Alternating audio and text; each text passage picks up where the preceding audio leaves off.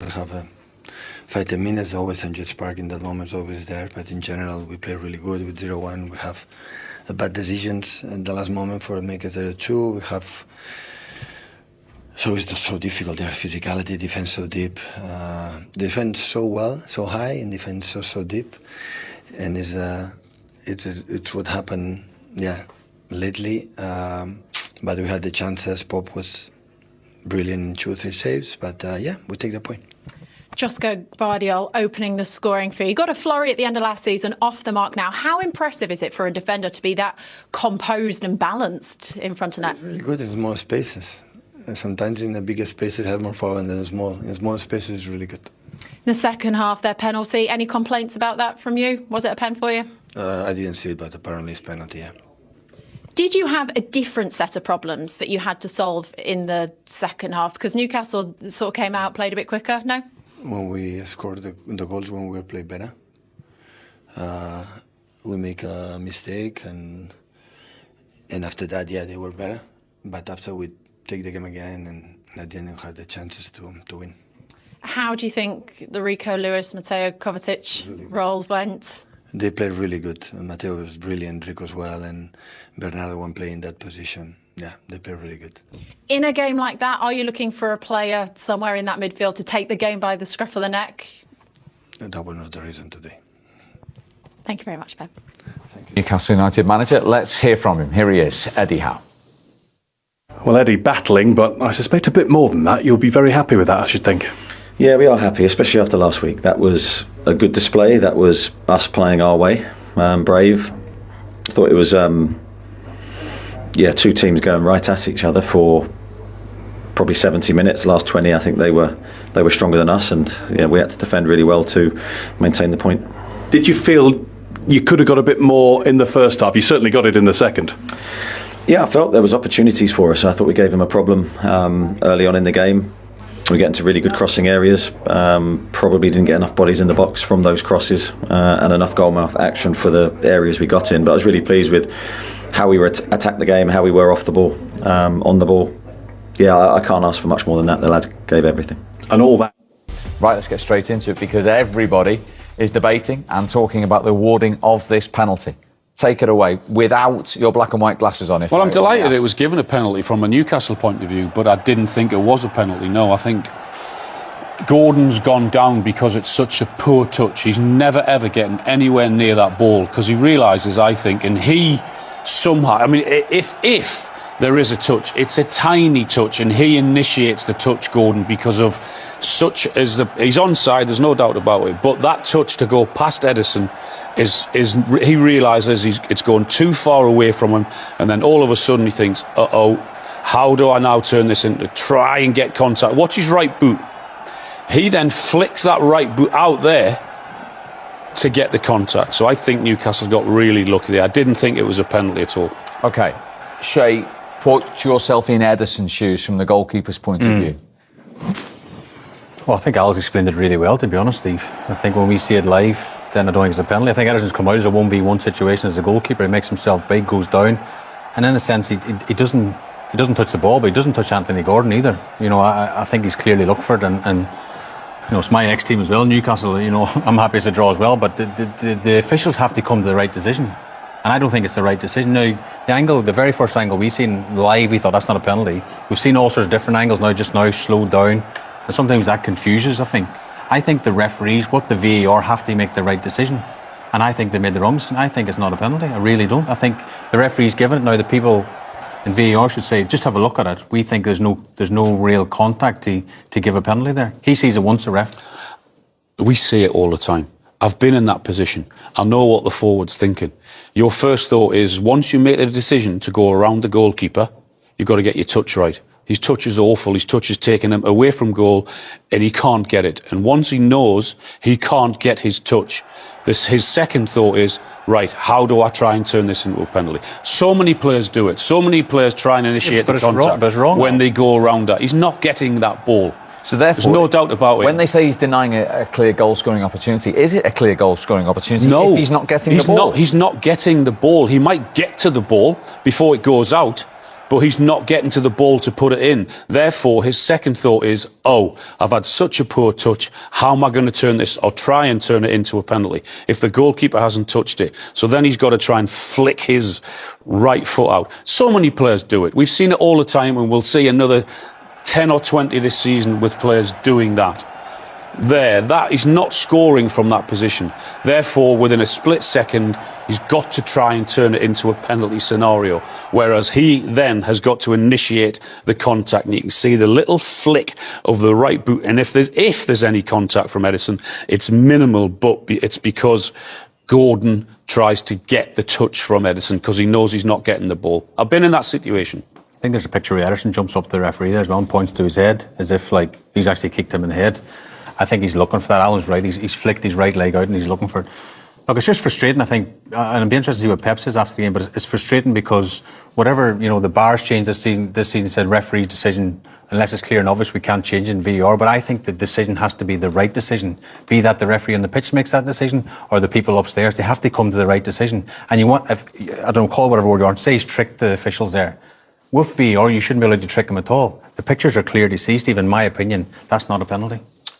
Has Shea got a point? Stuart Atwell's had a look at that and agreed with the on-field decision.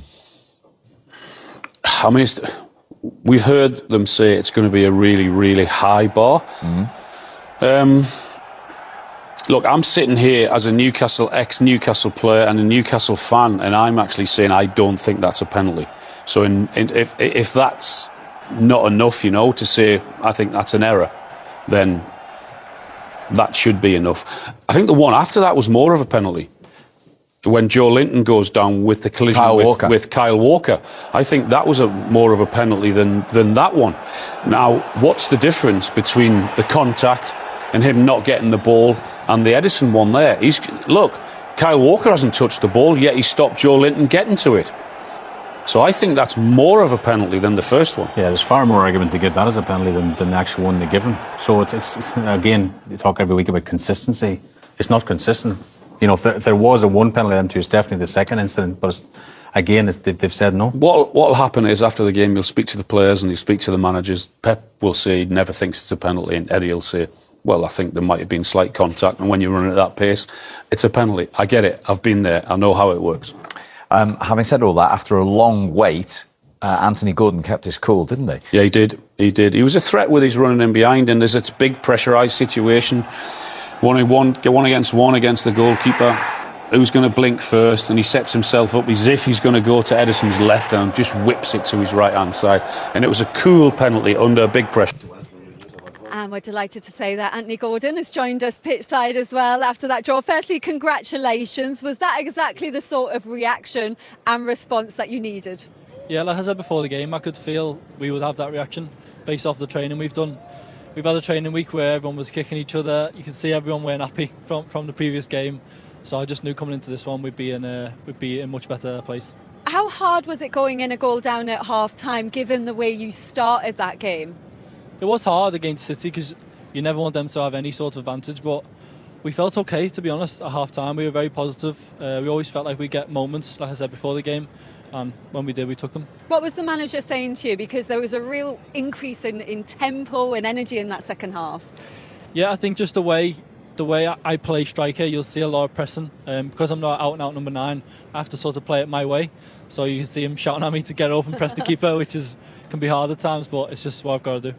Let's have a look at the way you won that penalty then. Just talk us through it from your perspective. Yeah, I just sort of bet me run. It was one-on-one. I thought I was going to be offside, to be honest. And then the closer I got to the keeper, he just smothered me. I tried to take it around him and he fouled me. So how early did you make up you was going to take him on? Because for me, it looks like you knew you was going to take him on as soon as you went through and was clear with the defenders. No, I never. Yeah. So when on my second touch here, I see he's really close to me, and I don't want to risk just like shooting at him and I'm saving him. You said you thought you might be. How much does that play on with the VAR and that? Because we never played in that era. Like, you're going through and you know it's a penalty because he's clipped you, but are you thinking, I can't? First of all, you got to think, I've got to step up and take the pen. And second of all, are you thinking, I wonder if I was offside there? How do you deal with that now as a player? No, it's actually a good point because maybe if I wasn't thinking about VAR, because genuinely I was thinking it at the time. Yeah. Maybe I shoot and I don't try and go around them. Right. So maybe it does play a part. It's a good question. And that's 11 points now for this season. How good a position do you feel that is for the team to build on, sort of given some of the performances having been at the top level earlier on? Yeah, I think it's a really good place to be, considering we've been nowhere near what we can do. We've got so much more to give, but that's our level now. That's our standard in terms of effort, and no matter who we play, we have to stick together and dig in like that. And just a bit of cramp at the end for you. I think a few of the fans were a little bit worried there. Yeah, the snipers were out. Sniper in the car. You obviously had a very busy summer. How close do you feel you are to getting to top levels?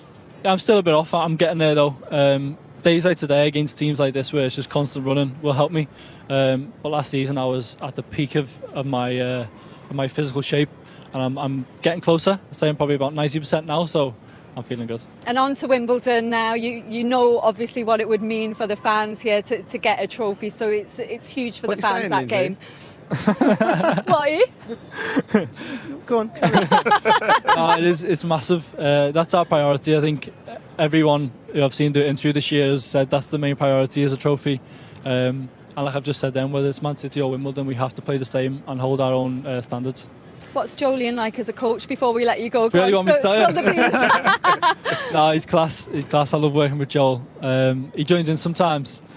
He's usually on my team, fortunately. Have you been one-on-one against him yet? Have you been one-on-one against him? Yeah, we're just discussing this. I can show you the clips if you want. I'd love to see pull them out of the bag. I'd love to see he thinks that there's so. Penalty, because don't forget they had to wait as well for everyone to complain to the referee, and they're trying to sort of delay the penalty kick. And the crowd are expecting as well, St James's Park, for him to stick it away, and that takes a lot of pressure. And again, he's a player who's high in confidence. You've seen the banner before the game. The fans love Anthony Gordon in Newcastle, and they'll love him more after today. They gave him something in that role today, though, didn't they? In the absence of Wilson and Isak. No, he's a threat. There's no doubt about it. He's a threat in that position because of his energy, because of his pace. He's really clever at running in behind. I mean, his positioning to get into that position, when he wasn't offside, Kyle Walker was keeping him onside for the penalty decision. That's what he's really good at. What Newcastle didn't help him and help themselves in terms of today was they got into some really good positions. But whether it was him not in the middle or them not delivering the right ball into whoever was in there, that's what sort of didn't help Newcastle today. But in terms of him being a centre forward, he's good in that. He's good at that job. Now, as you keep telling me, it wasn't just Alan's goals in your career that won you points, it was Newcastle saves. And there was a very good one very late on from Nick Pope, wasn't there? Yeah, it's amazing because Nick didn't have a lot to do today, Steve, but his concentration levels, when a young goalkeeper's watching in the Premier League, the save at the last, this is an injury time, nearly last kick of the game, his concentration levels, again, to be honest, it's a save I'd expect him to make. But since he's been there, Nick Pope, he's been absolutely brilliant. A really bargain signing when you see some of the transfer fees going around. He made probably one of his very few mistakes last week against Fulham. But again, that save today, he's earned him 2 points. 92nd minute, that. Yeah, really good save. We saw Edison last minute of the first half produce a really good save from Joe Linton, and likewise with Nick Pope there. He's not had a lot to do in that second half, but what he had to deal with, he dealt with it really, really well, and it was a good save. And let's remind ourselves how he was beaten in that first half. Guardiola's 5 goals at the end of last season in 7 games. Yeah. But from Newcastle's point of view. Yeah, we spoke as well about obviously last week the Arsenal game, and there was no width from a Man City attacking point of view. Jack Grealish keeps the width on this side, Silva on the opposite side does brilliant. Trippier jumps in, and then Dan Burn jumps in again. You'll see here at the bottom of the screen with Jack keeps his position. And I think stand up, Shea. If he stands up to Grealish there, he doesn't go past him. Yeah, but again, I think it's a bit of a heavy touch from Jack and sucks Trippier into you try and make the challenge. But again, it's when you make goals always come sort of from mistakes. It's the first mistake from Trippier there, then it's played in now to Guardiola. Dan Burn makes the second mistake, and before you know it, Steve, it's in the back of the net, and it's really good for Man City. But Eddie Howe will be looking at this after the game. We have to defend better on that occasion. If he just stands up to Grealish, he doesn't go past him as easy as he does. It's because he goes in and commits to the foul, to the tackle, I should say. Once he commits to go and get the ball, he has to win that ball as a defender. Otherwise, his team's in trouble. They're all over the place then because other players have got to get out of position because of his mistake. Dan Burn does exactly the same. From Manchester City's point of view, they're still top at the moment. They're still unbeaten. But you felt without Rodri, they weren't quite their normal selves. Just seemed a wee bit flat today, I felt. Obviously, De Bruyne was missing as well, and Foden's not started in the Premier League this season, so they're still not up to full speed, I don't think. Guardiola looked a bit frustrated on the sideline today. They didn't seem the Man City of old. We're normally sitting back watching this could be any scoreline, at any opposition because they're so good. But again, that news of Rodri this week, I think it's probably hit the club quite hard because he's instrumental in everything they do. Even a couple of snapshots that Kovacic had second half. If a Rodri's arriving, then perhaps it's a different outcome. He's so influential in this team, and again they'll have to learn to deal with that as a football club as much as anything because he's so important. Even Rodri in the summer, when you see what he done for Spain, he was absolutely instrumental in them winning the Euros. So he's a big loss for them. I think listening to Pep's language in terms of the way he talked and spoke about Newcastle and the ground and the atmosphere and how tough it is at St James's Park. That was he knew that without two of his big hitters in Rodri and in Kevin De Bruyne, going to St James's is always difficult anyway, even with those two. But without them, it was going to be a tough afternoon. And yeah, I didn't think they were great in what they did, but in terms you couldn't fault their effort, couldn't fault their determination. They didn't have as much spark as perhaps you'd expect them to. From a Newcastle point of view, you're right, they haven't hit the standards yet, but they've got 11 points from the first 18. The last time that happened was 13 years ago under Alan Pardew. Much better today, much better. I think what I have been saying, and a lot of the fans have been saying, is before last weekend against Fulham, they were getting the results without playing particularly well, and all right, that should be a good sign. But then they didn't perform well last week, and they got nothing, deserved nothing last week. So you've got to see a response. And we hadn't seen the Newcastle in terms of overpowering teams, which is what Eddie and Newcastle did so well for his first and second year in there.